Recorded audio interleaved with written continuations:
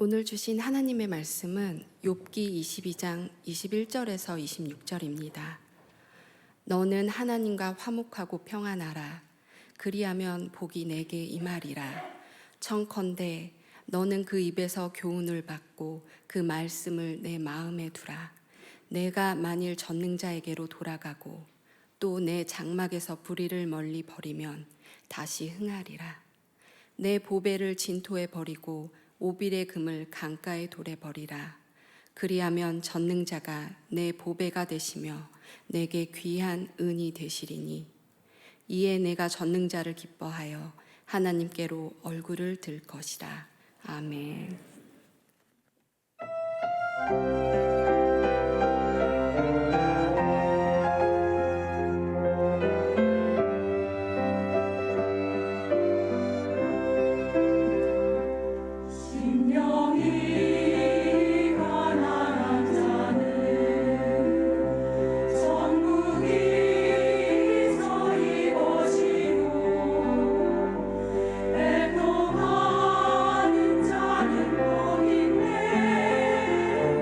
위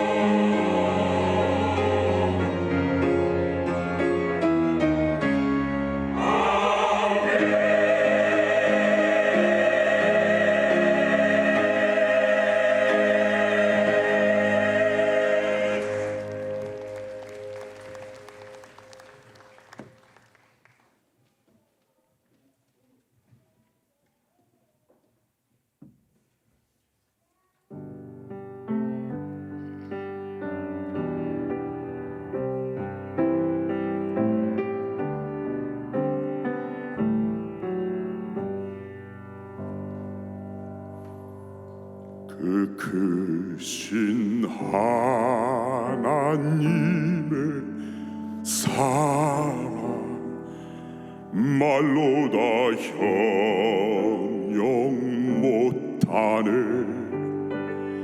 저 높고 높은 별을 넘어 이 낮고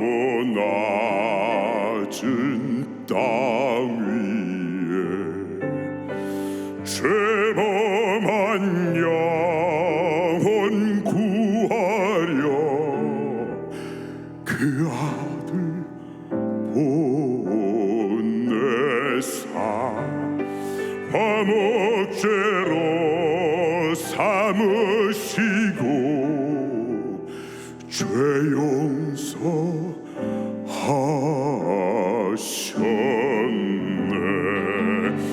하나님 크신 사랑은 증량 다 못하네.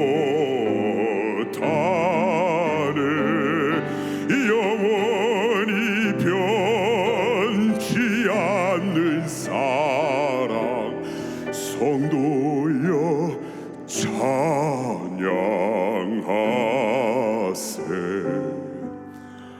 하늘을 두루마리 삼고 바다를 먹물 삼아도 한없는 하나님의 사랑 다 기록할 수 없겠네.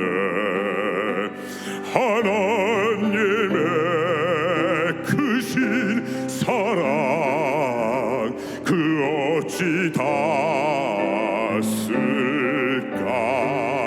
저 하늘로 비싸도 채우지 못하리.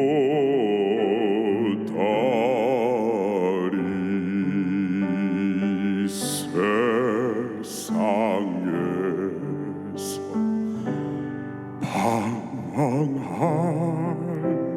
때 나 주님을 몰랐네. 내 맘대로 고집하며 온갖 죄를 저질렀네. 예수여 이 죄인 나 용서받을 수 있나요? 벌레만도 못한 내가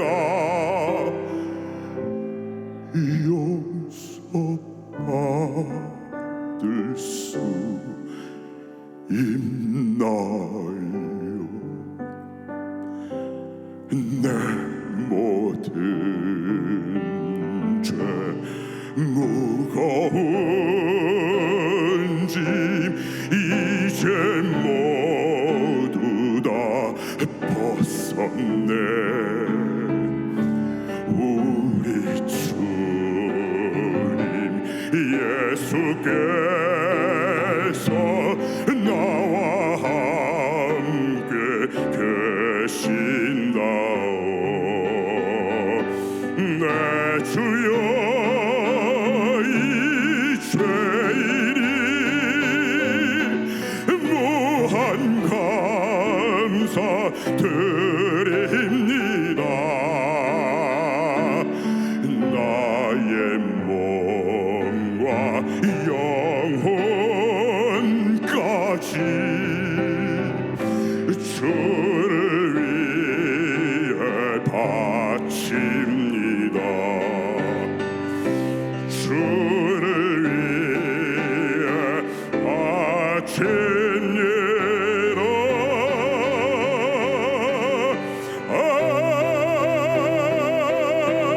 아멘.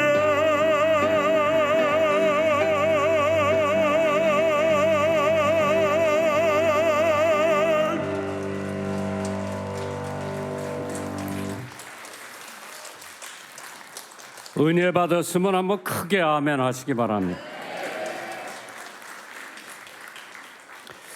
오늘 말씀의 제목은 하나님과 화목하라. 죽을 수 있는 용기를 가진 자들이여 기도할 수 있는 용기로 바꿔봐라. 데일 카네기가 한 얘기입니다. 근심이여 안녕이라고 하는 How to Stop Worrying and Start Living, 이러한 책에서 나오는 내용입니다. 마네라라고 하는 부인이 있었습니다. 남편이 사업을 하다가 완전히 망합니다. 부도 내고 숨고 말았는데 모든 것을 잃어버린 그 여자는 길거리로 나가 앉게 되었다고 합니다. 어린 아들은 문방구에서 연필을 훔치다가 들켜가지고 학교에서 퇴학을 맞습니다. 더 이상 살고 싶은 마음이 없어서 깨끗이 죽자. 생각한 후에 아이들을 재우고 가스를 켜놓고 가스 나오자 정신이 몽롱해졌습니다. 그런데 이웃집에서 찬송 소리가 들려옵니다. 내 모든 시험 무거운 짐을 주 예수 앞에 아뢰이면 근심에 쌓인 날 돌아보사 내 근심 모두 맡으시네. 그 순간 그 여자는 왜 죽을 생각을 하면서 기도할 생각을 못했나? 아이들을 밖으로 밀어내고 가스를 잠그고 그리고 무릎을 꿇고 하나님 앞에 기도를 드립니다. 눈물이 비 쏟아지듯 쏟아지고 그 여자는 용기를 냈습니다. 시골에 내려가서 빈집을 얻어 새살림을 꾸리기 시작해 훗날 자녀들을 잘 키워서 성공을 시켰다고 하는 데일 카네기의 얘기입니다. 죽을 수 있는 용기를 가진 자들이여 하나님 앞에 기도할 수 있는 용기로 바꾸라고 했습니다. 100번의 탄식보다 한 번의 기도가 당신의 기적을 가져다 줄 수 있습니다. 100번의 절망보다 한 번의 주를 향한 믿음이 우리의 운명을 바꿔놓는 줄 믿으시기 바랍니다. 하나님과 화목하라. 성경을 뒤지다 보니까 형제하고 화목하지 않은 사람이 커다란 대가를 치렀는데 대표적인 인물이 에서하고 야곱이에요. 창세기 27장을 오늘 집에 가서 보실 것 같으면은 하나님께서 에서의 분노를 일으켜가지고 동생이 고향으로 내려가는 장면이 나옵니다. 무슨 얘기냐? 에서 야곱 엄마가 쌍둥이를 배운 거예요. 태어날 때부터 에서가 먼저 나오고 야곱이 뒤에 형의 발꿈치를 붙들고 나왔다고 성경에 기록돼 있어요. 얘들이 자랍니다.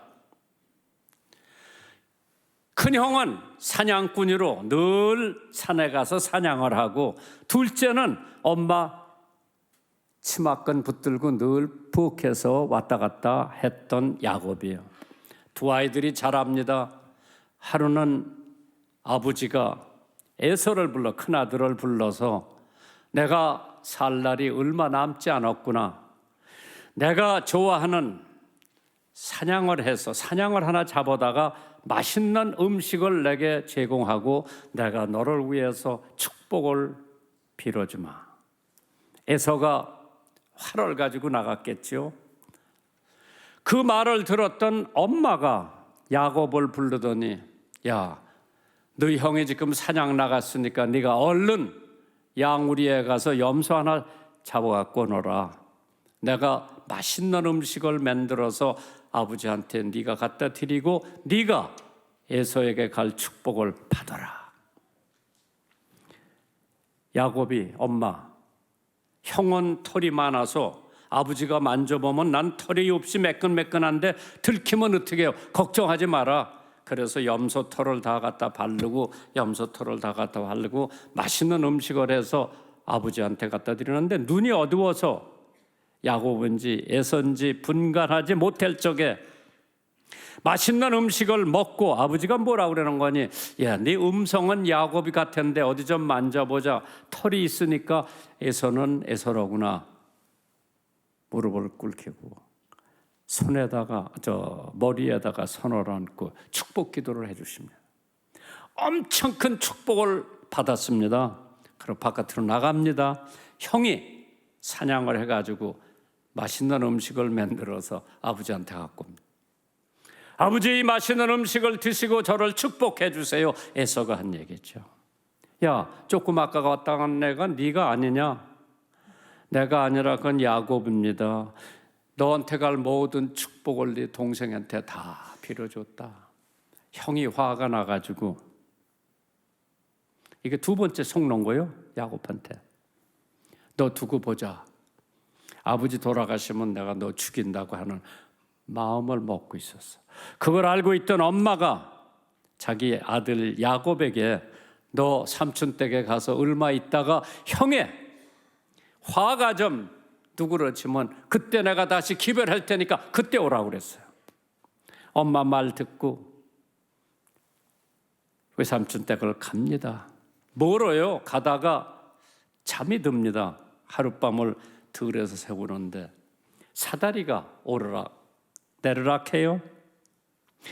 그게 창세기 28장에 나옵니다. 꿈을 꾸는데 사다리가 천사가 오르락 내리락 오르락 내리락 해서 깨가지고 아, 이곳에도 하나님이 계시구나. 그 돌을 중심으로 제단을 쌓고 하나님 앞에 11조를 바친다고 하는 약속을 창세기 28장에 나옵니다.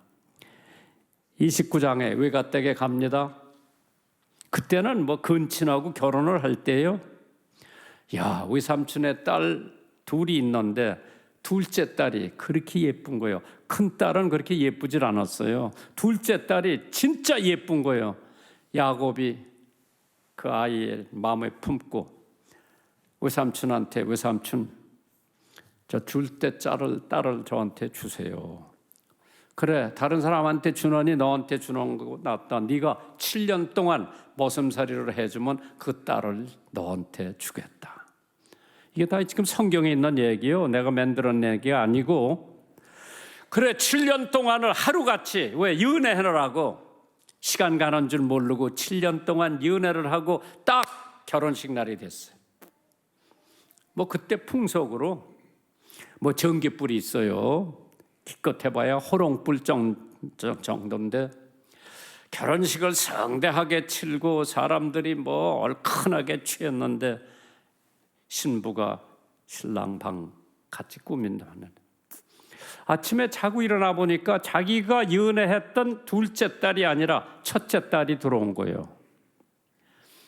그래, 항의해요 안 해요? 항의하지. 장인어른한테 삼촌이요, 삼촌. 내가 7년 동안 일한 것은 둘째 딸을 위해서 일을 했지 첫째 딸을 위해서 일을 한 게 아니에요.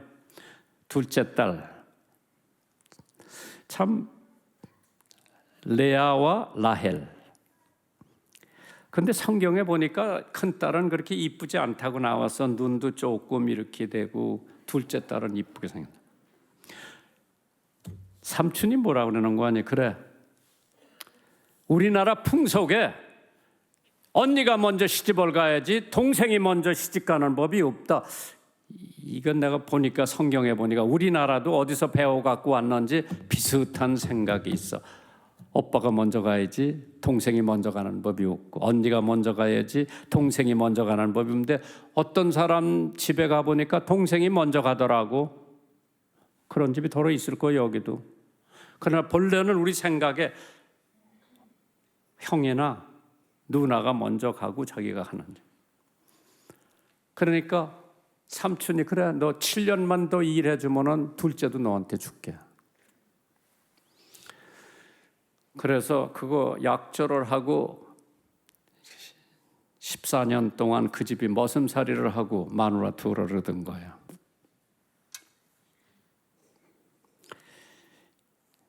얘기는 거기서 끝나질 않습니다.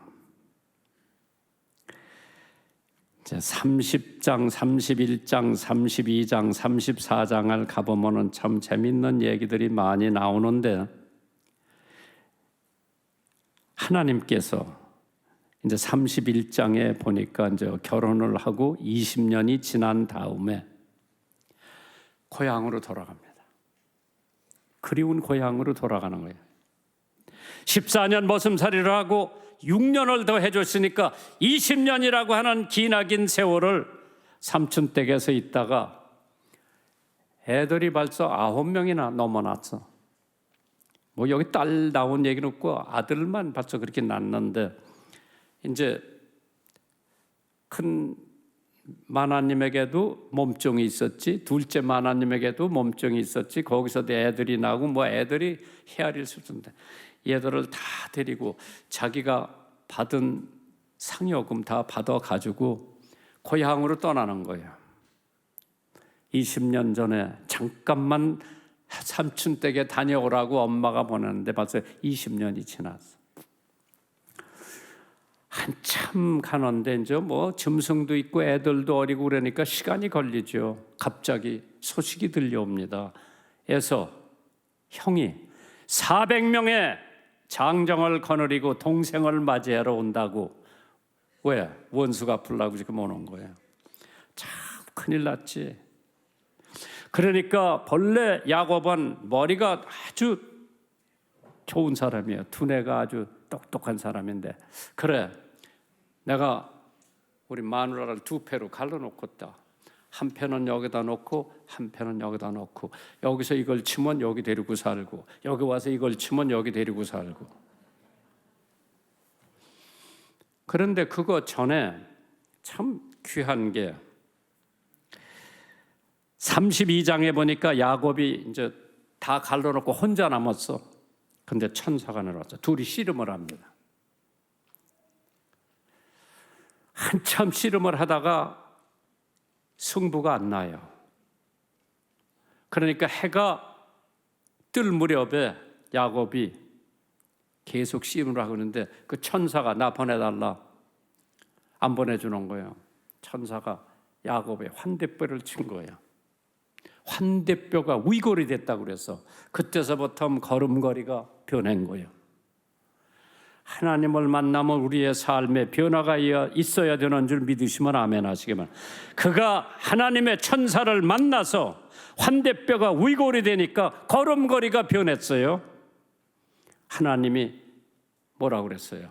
네 이름이 뭐냐? 야곱이요. 이제부터는 네 이름이 야곱이 아니라 이스라엘이라고 그래서 이스라엘. 야곱 이름이 있어. 이름도 변한 거예요. 걸음걸이도 변한 거예요. 인생이 변한 야곱이에요. 그런데 웬걸 32장 떠나서 33장에 보니까 형하고 화목을 해야 되겠다. 그 화목의 대가가 얼마인지 여러분 생각해 보셨어요? 암, 염소 200마리, 수양 20마리, 약대 30마리, 암소 40마리, 황소 10마리, 암나귀 20마리, 새끼 10마리까지 포함해서 이걸 형한테 보냅니다. 화해 쳐놓고 대가는 너무 크게 치는 거예요. 20년 전에 형의 축복을 대신 받아가지고 외갓집에 가서 20년 살다가 돌아온 형과의 화해 대가가 너무 큰 거예요. 그래도 그걸 보냈어. 형이 뭐라고? 나도 짐승도 많고 나도 사람이 많은데 이거 왜 보냈냐? 형님 받아주세요. 제 성입니다. 제 사랑입니다. 제 정성입니다. 받아주세요. 그리고 에서가 자기하고 같이 가자고 그러니까 아니 형님 나는 애들도 많고 짐승도 많고 따라가기가 어려우니까 형님 먼저 가세요. 그리고 자기는 수콧이라고 하는 곳에 머무르게 됩니다.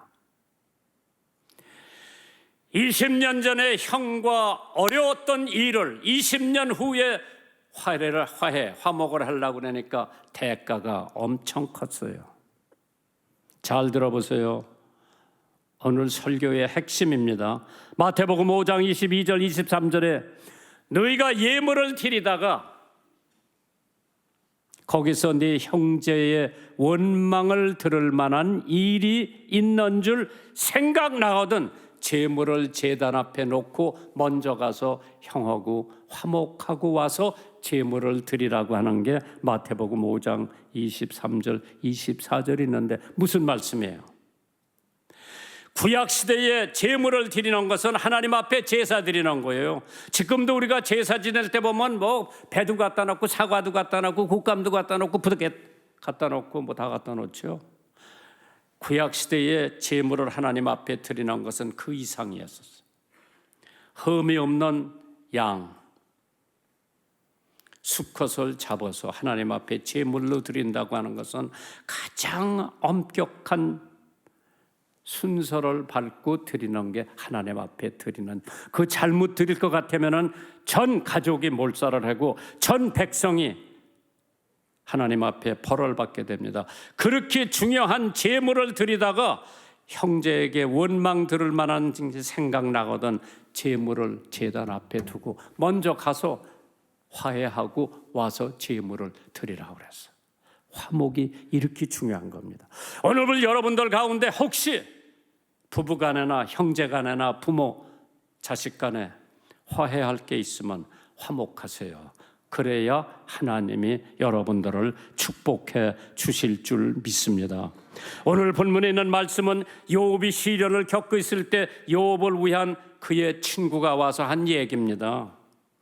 엘리바사라고 하는 친구가 마지막 본면인데 마치 구약의 선지자 예언을 방불케 하며 신약의 다소의 사도들의 권위와 능력의 말씀을 상상케 할 정도로 친구 엘리바스가 지금 고통과 역경과 시련을 받고 있는 요업에게 하는 권면입니다. 친구도 손해를 끼치는 친구가 있는가 하면 덕을 끼치고 유익을 주는 친구가 있습니다. 엘리바스의 권면을 듣고 요업이 답변을 이렇게 합니다. 욥기 23장 10절 이하에 보면 나의 가는 길을 오직 그가 아시나니 그가 나를 단련하신 후에는 내가 정금같이 나오리라. 멋있는 얘기요. 하나님이 나를 단련시킨 후에는 내가 정금같이 순금같이 나온다고 하는 요업에 요업만큼 하나님을 잘 신봉하고 요업만큼 하나님에게 순종하고 요업만큼 믿음 생활 잘한 사람은 에바스 저리 가라요. 나 같은 사람도 저리 가라요. 그렇게 훌륭한 사람이었어요. 그렇기 때문에 데어 카네기가 이런 말을 했죠. 좋지 못한 친구를 선택하는 것은 불운과 악수하는 것이라고 그랬고 나쁜 동료와 손을 잡으면 썩기 전에 빨리 손을 떼어버리라고 그랬어요. 참 오늘 여러분들과 내가 첫째로 화목해야 할 분은 하나님이야.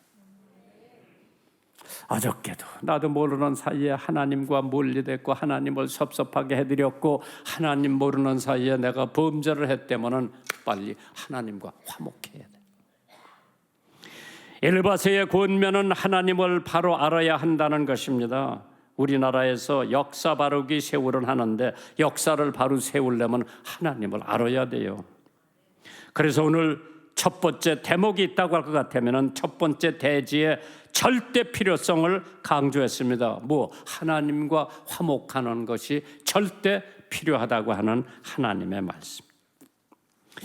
유명한 화가, 세계적인 화가가 되기 원하는 몇 명의 소년들이 레오나르도 다빈치를 방문했습니다. 그는 아주 조용한 가운데 예수님의 초상화를 그리고 있는데 아이 하나가 갑자기 화판 더미에 걸려 넘어져 그림 그리지 못하게 됩니다. 예민한 다빈치는 그의 작업이 방해를 받아 기분이 엄청 상했습니다. 그는 붓을 집어던지고 어쩔 줄 모르는 소년에게 화를 내며 심하게 꾸짖고 욕을 했습니다. 소녀는 울면서 화실 밖으로 뛰어나갔죠. 다빈치는 다시 붓을 들고 예수님의 얼굴을 완성시켜 보려고 애썼지만은 그림을 그릴 수가 없었습니다. 그의 창의성과 영감은 이미 화를 내기 때문에 사라져버리고 말았습니다. 다빈치는 울고 있는 소년에게 다가가 이렇게 말을 합니다. 얘야, 미안하구나. 내 말이 너무 지나쳤다. 나를 용서해다오. 나는 너보다 더 잘못했구나. 너는 그저 화판에 걸려 넘어질 뿐이었는데 나는 공연히 화를 내어 나의 생명 안에 흘러드는 하나님의 영감을 막았구나. 나와 함께 다시 화실로 들어가자. 그 아이를 껴안고 들어왔습니다. 그 후에 그는 자연스럽게 떠오르는 영감으로 예수님의 얼굴을 그릴 수가 있었습니다. 그것이 바로 다빈치가 그린 Savior of the World, 세상의 주님이라고 하는 그림을 그렸죠. 화낸다. 그 어린아이하고 화목하고 화해한 다음에 그릴 수 있는 예수님의 초상화였어. 욥기 22장 21절에요. 너는 하나님과 화목하고 평안하라. 그리하면 복이 내게 임하니라. 욥만큼 하나님 잘 알고 절대 순종하는 사람도 없었을 거예요. 하나님을 잘 알아야 하는 절대 필요성은 비단 욥에게만 있는 것이 아니라 오늘 여러분과 저 모두에게 있어야 하는 대목입니다. 때로는 우리가 이론적으로 하나님을 너무 잘 알고 있죠. 하나님은 어딘가 존재하고 계시다. 그렇기 때문에 하나님은 나하고 아무 상관이 없다. 우주도 운영하시기 바쁘신데 나 같은 미천한 존재에 하나님께서 신경을 쓰실까? 그러한 마음을 가져본 적 저도 있었고 여러분들도 있을 것. 그렇기 때문에 누가복음 21장 18절에 너의 머리털 하나도 상치 아니하리라. 하나님은 여러분의 머리카락 수도 몇 개인지 알고 계실 만큼 세밀하게 나를 생각하고 계시다고 하는 거 믿으시기 바랍니다. 마태복음 10장 29절에 참새 2마리가 한 아사리온에 팔리는 것이 아니냐. 그러나 너희 아버지께서 허락지 아니하시면 그 하나라도 땅에 떨어지지 아니하는데 너희가 그 참새 한 마리만 못하겠느냐. 하나님과 우리는 절대 화해를 하고 화목을 해야 됩니다. 두 번째로 실제적 체험으로 하나님을 내가 알아야 됩니다. 하나님은 실제적으로 존재하시고 계십니다. God is a person. 그렇기 때문에 내가 하나님의 형상대로 창조되었다고 하는 사실을 우리는 알아야 합니다. 그렇기 때문에 하나님은 사랑이라고 했기 때문에 하나님의 형상대로 창조가 된 나도 사랑의 사람이 돼야 되죠. 그런데 우리 정 권사는 사랑이 많은데 우리 김 권사는 사랑이 절반밖에 안 돼. 왜 그래?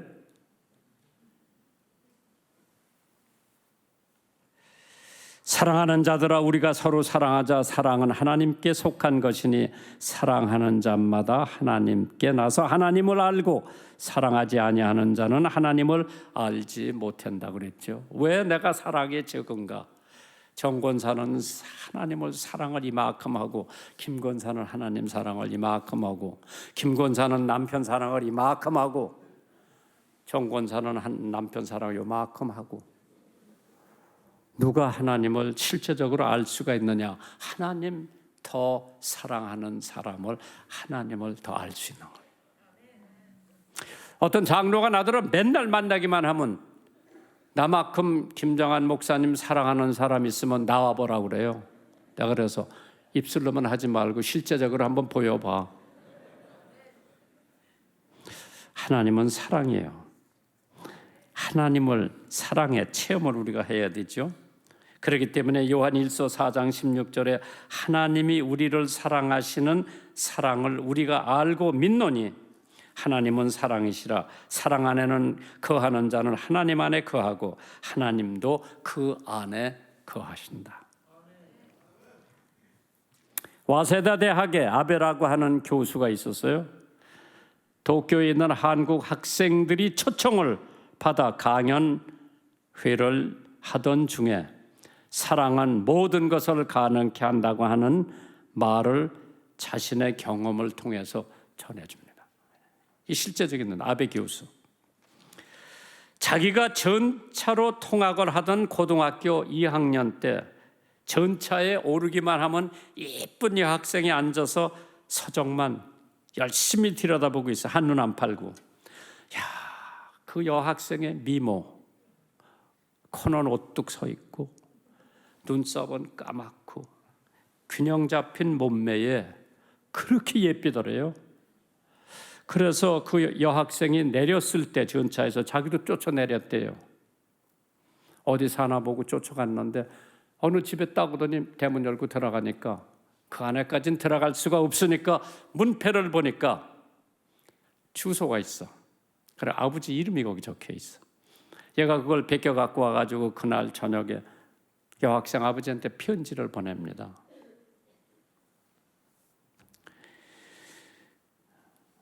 선생님 따님의 용모와 태도를 보아 참 귀한 양반집 딸임이 틀림없고 장차 훌륭한 사람의 아내가 되기에 충분한 학생이라고 생각하여 제가 이 편지를 전해드립니다.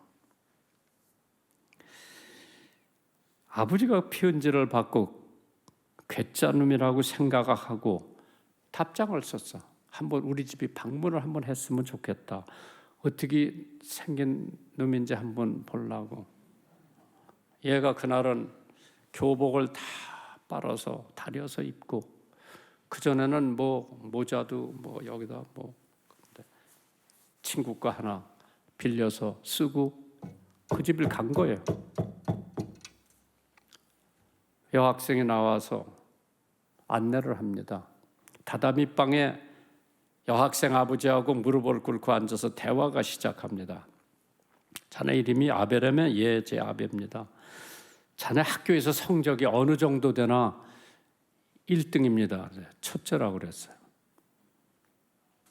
학생을 보내놓고 그 학교 2학년 담임 선생님한테 여학생 아버지가 전화를 합니다. 거기 아베라고 한 학생 있죠? 예, 있습니다. 그 아이 성적이 얼마나 됩니까? 꼴찌라고 그랬어요. 다시 그 학생을 불렀어요. 야, 네가 꼴찌인데 왜 첫째라고 거짓말을 했냐? 호통을 쳐 돌려보냈어.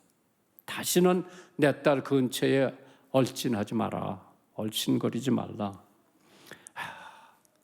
따분하게 짝이 없고 야단 맞고 나오니까 결심이 생기는 거예요. 이게 하나의 동기요. 내가 열심히 공부해야지.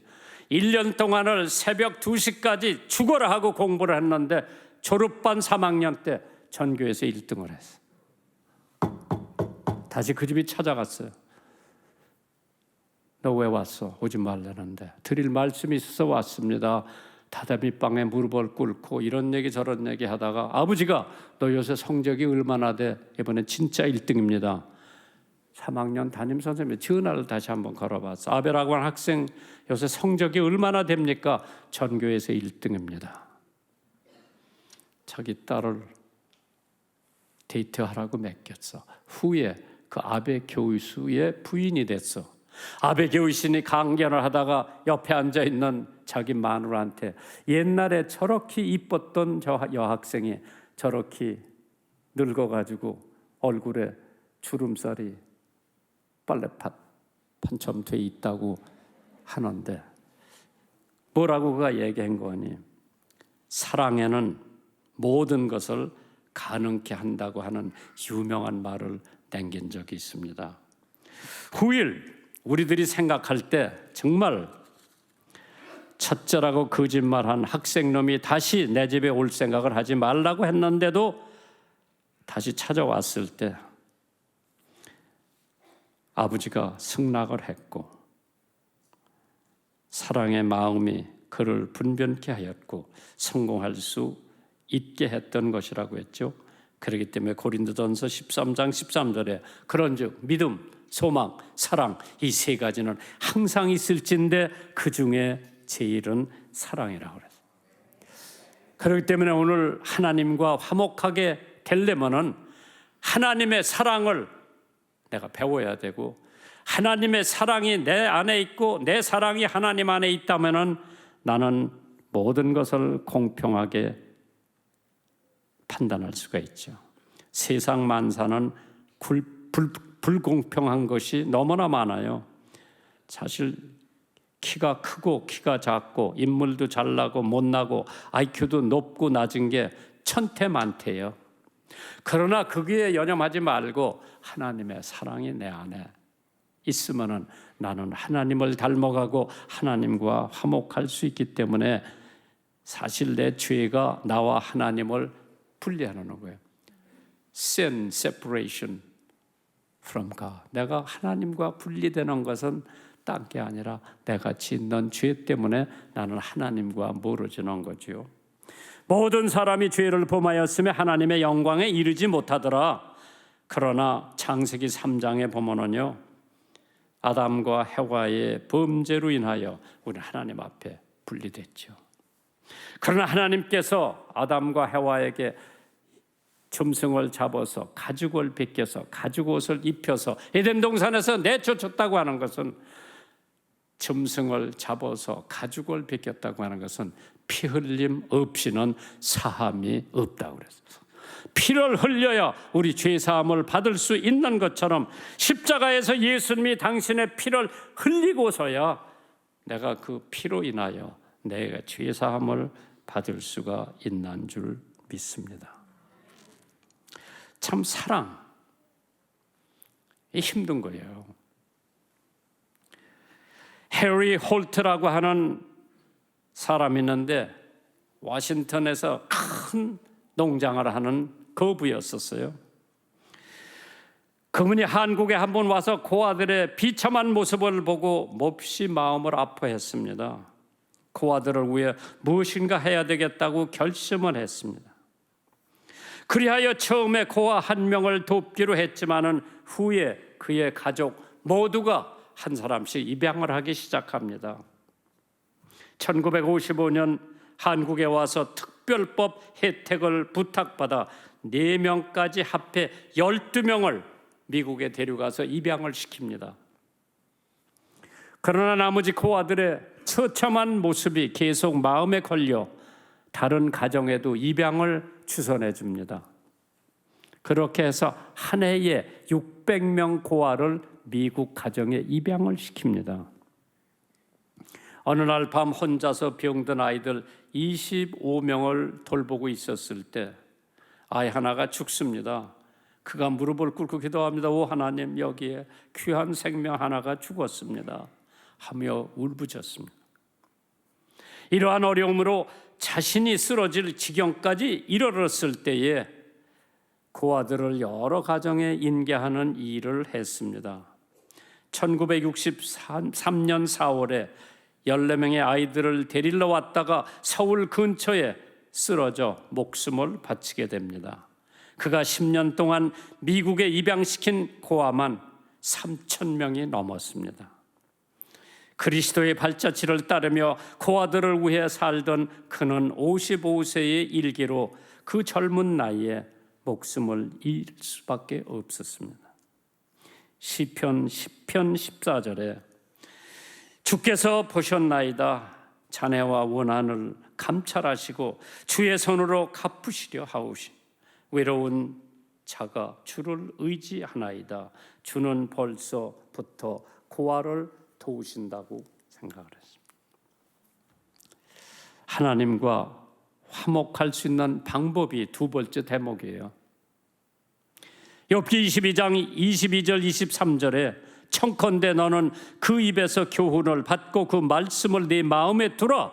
네가 만일 전능자에게로 돌아가고 또 네 장막에서 불의를 멀리 하려면 다시 흥하리라. 하나님은 여러분을 사랑하신다고 여러 번 외치면서 해방 후 첫 한국 선교사가 최찬영 목사였습니다. 태국의 나병 환자, 한센병 환자들을 모아놓고 하나님의 사랑을 전하자 곳곳에서 울부짖는 소리가 들리기 시작합니다. 우린 저주받았습니다. 그래서 하나님이 우리를 사랑하지 않습니다.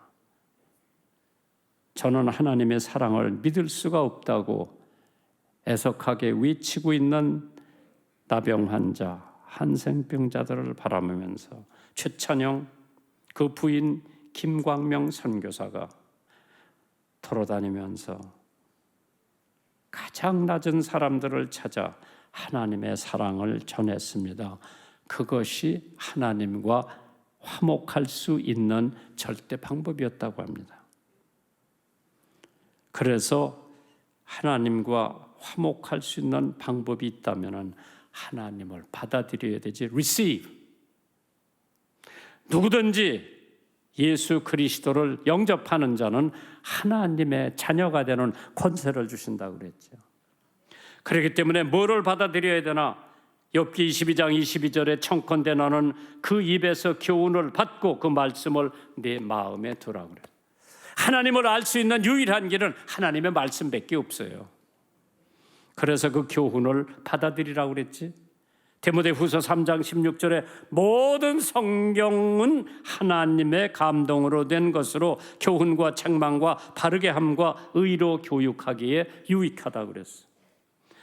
하나님의 교훈, 하나님의 말씀 우리는 받아들여야 돼요. 왜? 하나님의 말씀은 살아있고 운동력이 있어 좌우의 날선 어떤 금보다도 예리하여 혼과 영과 및 관절까지 골수까지 쪼개게 하며 또 마음의 생각과 뜻을 감찰하시는 것이 하나님의 말씀이라고 그랬어요. 참 우리들이 인간을 살다가 보면 돌아와야 돼.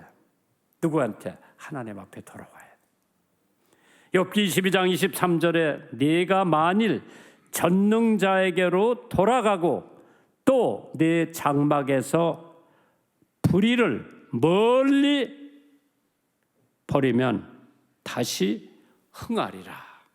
다시 부하리라.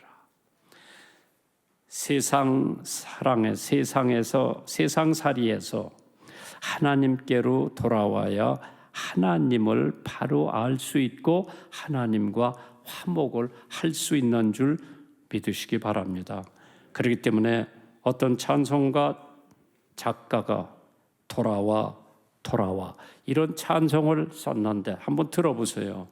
지금 우리가 주님 앞에 돌아올 때입니다.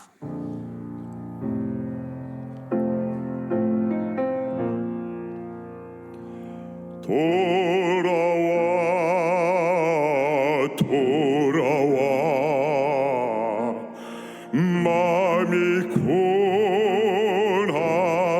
고난이여 길은 참 어둡고 매우 험악하니 집을 너 건져요 어서와 돌아와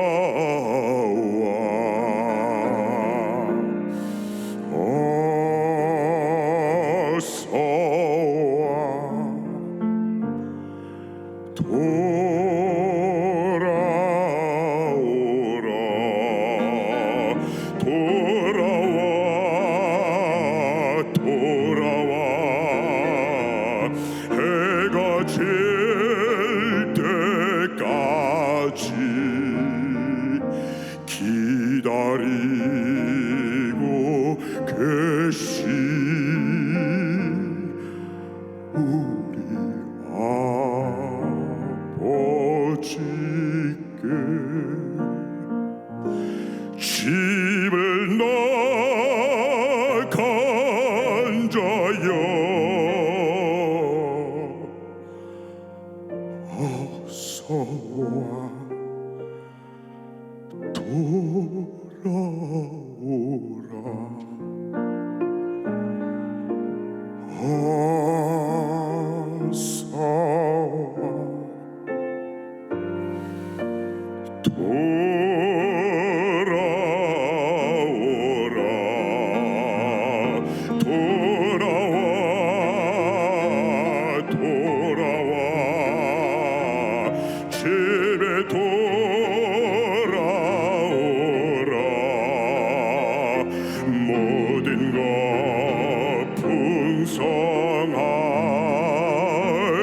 아버지 집으로 집을 나간 자여 어서와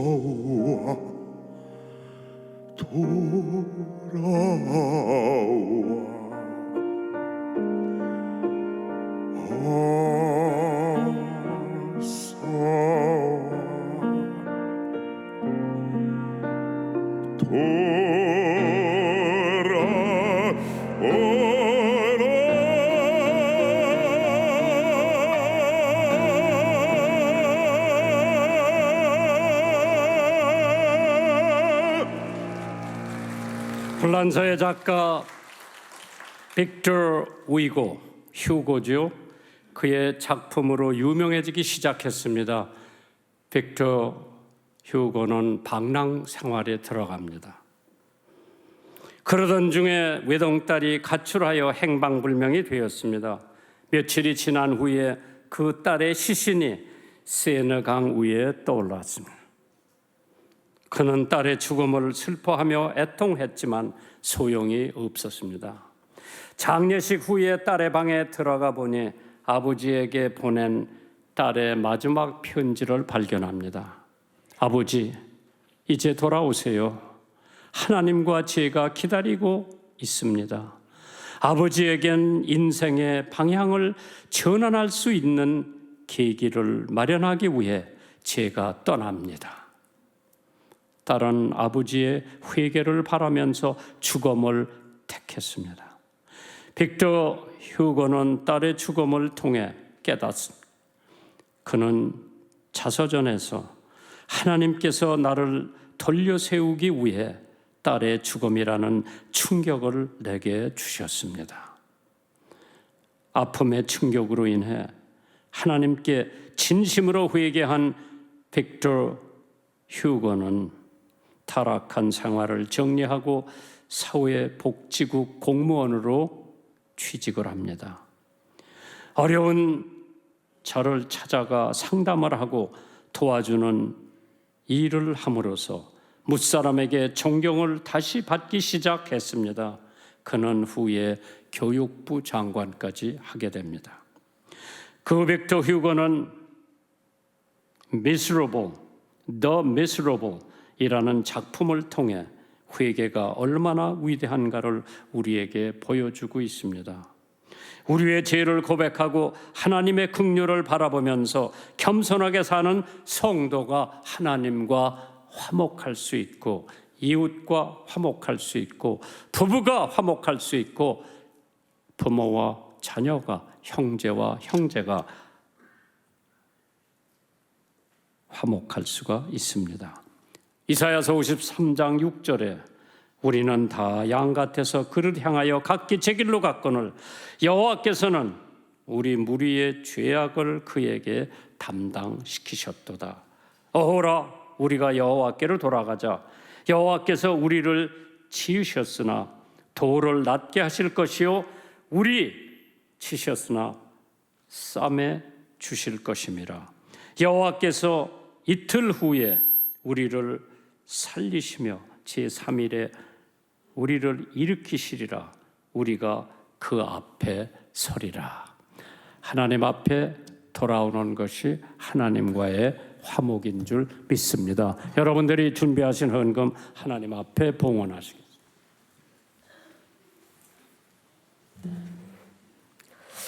사랑의 하나님, 거룩하고 복된 성일을 허락하시고 주님께 예배와 찬양으로 하나님께 영광 돌릴 수 있도록 인도하신 하나님께 감사를 드립니다. 이 시간 저희들에게 담임 목사님을 통하여서 주신 하나님의 말씀 듣는 저희들에게 생명의 말씀이 되어서 세상 속에서 주님을 드러내는 하나님의 자녀들로 저희들을 인도하여 주시옵소서. 이 시간 저희들에게 허락하신 물질을 감사하여 일부를 주님께 드립니다. 드려지는 물질에 축복하여 주시사 이 땅에 주님의 나라가 확장되어질 수 있게 인도하여 주시옵소서. 예수님 이름 받들어 간절히 기도드리옵나이다. 아멘.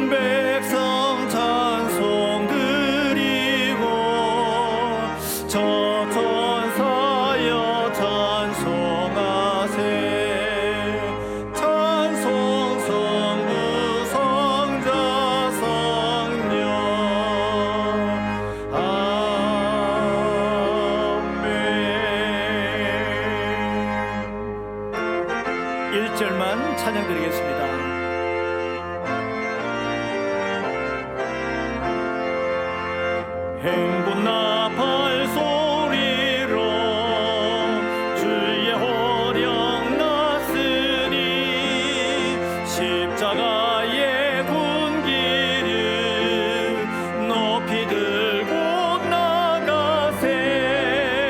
선한 싸움 다 싸우고 의의 멸류관 받았으리라. 선한 싸움 다 싸우고 의의 멸류관 예루살렘 성에서 멸류관 받으리. 저 요단 강 건너 우리 싸움 마치는 날 의의 멸류관 예루살렘 성에.